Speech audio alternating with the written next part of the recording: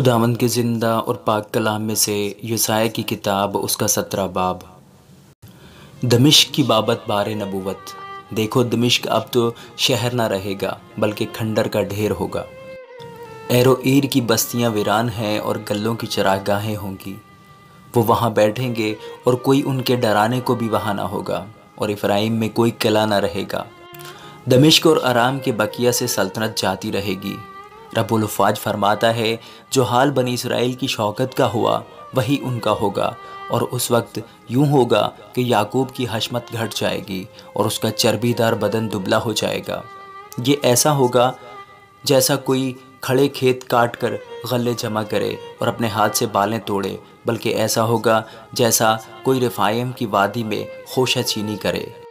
خداوند اسرائیل کا خدا فرماتا ہے کہ تب اس کا بقیہ بہت ہی تھوڑا ہوگا، جیسے زیتون کے درخت کا جب وہ ہلایا جائے، یعنی 2-3 دانے چوٹی کی شاخ پر، 4-5 پھل والے درخت کی بیرونی شاخوں پر۔ اس روز انسان اپنے خالق کی طرف نظر کرے گا، اور اس کی آنکھیں اسرائیل کے قدوس کی طرف دیکھیں گی، اور وہ مذہبوں یعنی اپنے ہاتھ کے کام پر نظر نہ کرے گا، اور اپنی دستکاری یعنی یسیرتوں اور بتوں کی پرواہ نہ کرے گا۔ اس وقت اس کے فصیل دار شہر اجڑے جنگل اور پہاڑ کی چوٹی پر کے مقامات کی مانند ہوں گے، جو بنی اسرائیل کے سامنے اجڑ گئے، اور وہاں ویرانی ہوگی، چونکہ تو نے اپنے نجات دینے والے خدا کو فراموش کیا اور اپنی توانائی کی چٹان کو یاد نہ کیا۔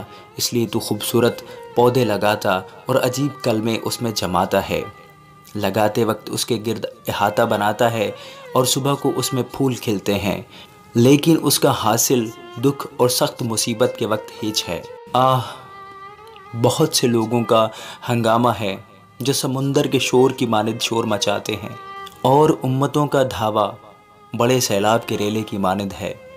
امتیں سیلاب عظیم کی طرح آ پڑیں گی، پر وہ ان کو ڈانٹے گا اور وہ دور بھاگ جائیں گی، اور اس بھوسے کی طرح جو ٹیلوں کے اوپر آندھی سے اڑتا پھرے، اور اس گرد کی مانند جو بگولے میں چکر کھائے رگیدی جائیں گی۔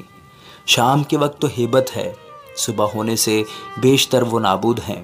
یہ ہمارے غارت گروں کا حصہ اور ہم کو لوٹنے والوں کا بکرا ہے۔ آمین۔